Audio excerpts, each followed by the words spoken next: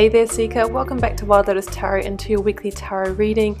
I'm going to be back with you face to face really soon. I have been pretty sick over the last week, so I'm still recovering but finally feeling much better. Guys, please do like, share, comment, subscribe. It really helps the videos go further in an algorithm that's not really that supportive of small channels like myself. I would greatly appreciate that. Also, all the links that you need are below the video should you want to follow my social media. You can find me on Facebook, Instagram and on TikTok. Also the link to my website should you want to arrange a personal reading, you can do that as well. Also have the info on the decks that I use and the music in my tracks as well, as I often get asked about that. So let's go to your reading, guys. Have a wonderful week. Bye for now. Hi there Libra, welcome back to Wild Lotus Tarot and to your weekly tarot reading for March 15th through to the 21st.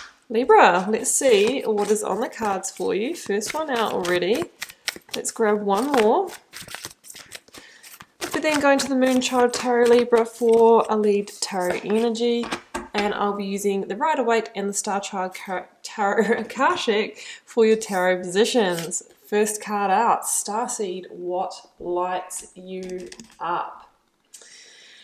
Yeah, I mean, this is a move towards callings. You know, a lot of us are wanting to move towards our passion, our purpose, our calling. It's a theme that I've noticed a lot over the last year, guys, and I would say it's one of the key themes at the moment because many people are awakening and realizing that, you know, they don't want to be on the treadmill anymore, spending 20, 30, 40 hours a week, maybe working a job that we don't enjoy, that doesn't feel like we're being of service to people, that we're maybe, you know, living in a place that brings our vibration down, that we are just not on purpose of where we really want to be. Maybe it's in a relationship that's gone toxic.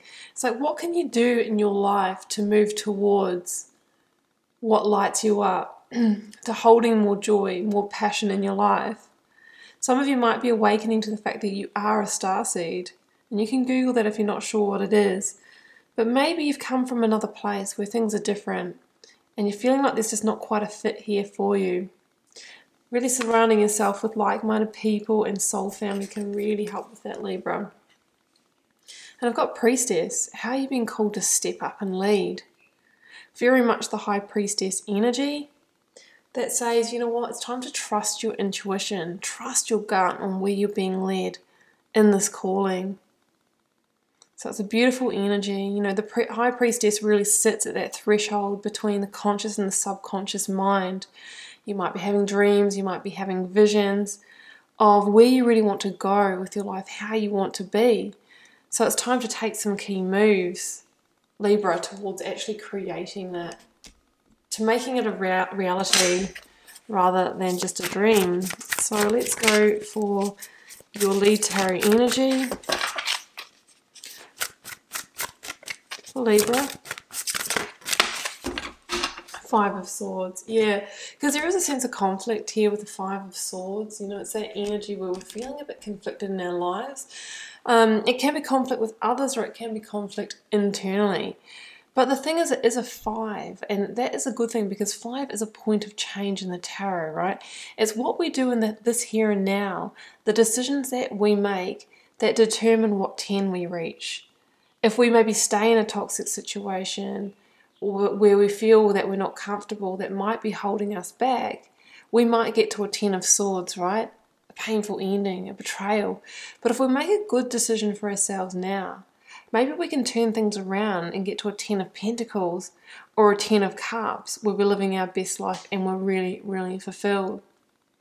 So, you know, this could be a range of different things. It'll depend on what the cards are that come out. It can also be the feelings of jealousy, feelings of, you know, competition in the workplace or outside of that as well. And it's about knowing when to retreat your energy, to pull back, because there's a sense with the Five of Swords that we're in a bit of a lose-lose situation, right? We're fighting a bit of a losing battle here, and that's why we need to bring change to the situation. Libra, let's get out the energy of the recent past. Energies leaving, completing, transitioning. If this is your reading.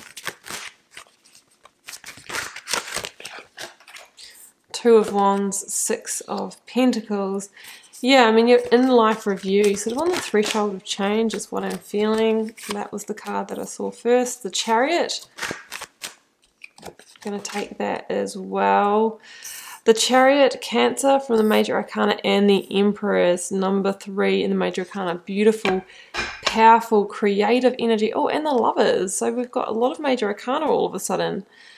Gemini in the Major Arcana, number 6, number 6, number 7, and number 3 with the Empress. Let's go with the clarifiers.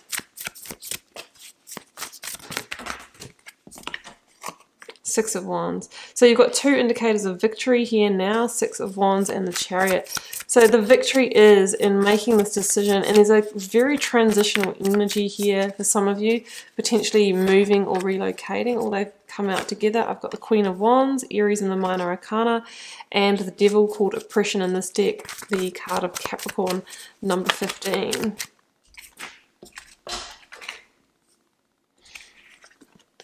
The Hierophant, number 5, my goodness, you've got all the Major Arcana, and Temperance, number 14, Sagittarius, Six of Cups.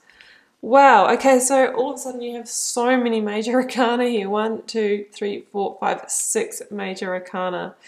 Wow, change is upon you. What can I say here, Libra? Let's start with these two here.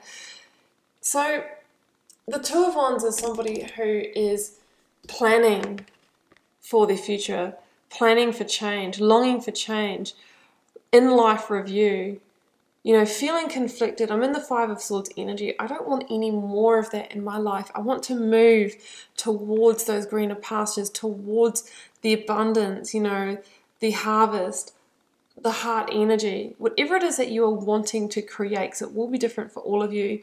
The cards are saying it's time to step up and be the leader of your own life and answer this calling. That's what the Two of Wands is, and I really feel like you are starting to make plans. Maybe you're in decision making, and this is the week that you actually start to put the wheels in motion to get in the chariot, to move forward, to move beyond. There is a sense here of needing to leave a sense of home or a comfort zone. Both the Chariot and this card talk about this, because we can see here that the decisions and the planning and the dreaming and the scheming, Libra, are happening from the comfort here of this kind of your castle, right? Your safety zone. And at some point we're going to need to take a leap beyond that in order to grasp this Ace of Wands, your power, your potential, your passionate, inspired new beginning. For some of you, it is actually going to be a physical move. You're either moving homes, towns, states, countries, or traveling somewhere to achieve this, is what I'm really feeling. And look at this, 3 number 6s, nothing to do with the devil, guys, even though we do have the devil in the reading. 6, oh, we've actually got 4 number 6s with the Lovers. Number 6 in the tarot is a number of harmony, love, joy, balance. So this is what we're moving towards. There is a sense that we are evening up the karmic score here. The tables are beginning to turn for you. Abundance is beginning to come your way. So that could be, for some of you, it's something I'm feeling now, is that you're needing to make some kind of big move beyond your comfort zone in order to be more financially abundant. So you might be leaving a smaller town to head to the city or somewhere else where you can make more money, or to find more opportunity, is what I'm kind of feeling here, because maybe the opportunities that you are seeking are not where you are. The Six of Cups is a card of nostalgia, so you might be leaving, you know, your childhood place, and, you know, you're kind of feeling into that nostalgia and maybe not really wanting to let that go. But the thing is that sometimes we have to in order to get to the next step. So that can be the Six of Cups.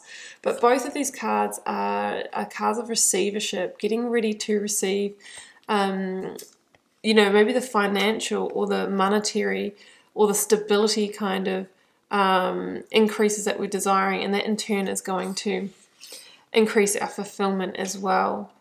Six of Cups. The Six of Wands here talks about riding out of a darker time. So some of you might have had some struggles when it comes to your work or your money, some real struggles here that have really made you feel like you're pushing uphill and that you are fighting that losing battle. So we have a sense here that we really need to make this transition. But the cards are saying it's going to be a great victory for you. The Six of Wands is a card of victory and riding into the new. And also it's going to increase your sense of confidence and esteem as well. It's very much about that as well. It's going to turn those karmic tables and bring things back into balance. So in the current or focus energy here, we've got the Devil, Court Oppression, Queen of Wands, and the Chariot. So in order to move past this limited stage of your life that you've been in, you know, it's time to focus on forward movement. So the Devil here says that in some ways things have been kind of suppressed for you, or you haven't been able to, what I'm really feeling here is reach your potential. So the place or the location or the job or whatever it is that you're in, it could even be a relationship for some of you, has put some kind of ceiling or lid on the amount of potential that you've been able to achieve or utilize is what I'm feeling here. And you're really wanting to expand, you know, with that Empress energy, you're really wanting to create everything that you desire here. So we're going to have to move away from this energy, and I'm kind of feeling that it's a bit of the chains that tie you as well, because the Devil can be that self-imposed bondage that we stay in, maybe because of the nostalgia, because it links to our childhood in some way, or because it feels safe and secure.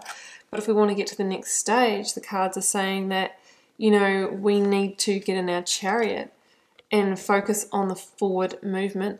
Both of these cards are cards of determination, you know, perseverance and resilience. So you are going to have to apply some of that in order to just make it happen, because I'm getting this real sense of kind of comfort zone stagnation here as well. So it's about getting the intention in the right place to move forward. So the Chariot is about using those resources of the mind, you know, doing the work of the magician, cultivating that strong inner game in order to move forward at pace. So that means raising your vibration internally, being positive, knowing you can make this happen, and then you start to transform your outer realm as well. It's a card of moving forward, leaving that comfort zone. But it's important to make a clear, aligned decision. These two sphinxes, you know, the black and the white, are the two minds, the minds being in opposition. And when we don't make a clear decision, our chariot can get pulled all different directions, meaning that we can kind of not make clear progress, and we can kind of go one way and then the other, back and forth, and not really get anywhere. So we want to make a clear, aligned decision. You know what, I'm moving on, I'm making this move, and that is it. And you get in the chariot and you go for it, and that is your victory. That is your victory.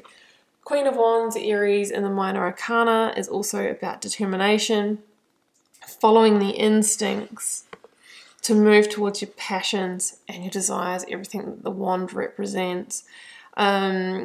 Really, you could be dealing with an Aries person as well, or a Cancer.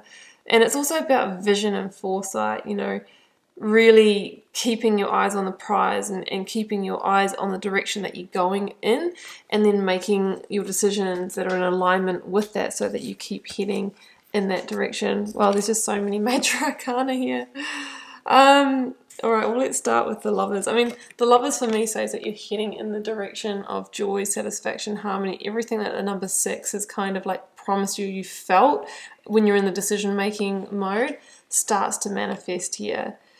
It's a card of choice around big matters of the heart, and it asks you to choose wisely, because sometimes in our choices we do actually have to let down others. So you might be moving away from a relationship or a job or something like that, where you do actually have to let down someone in order to claim your victory, your truth here. That's what I'm seeing.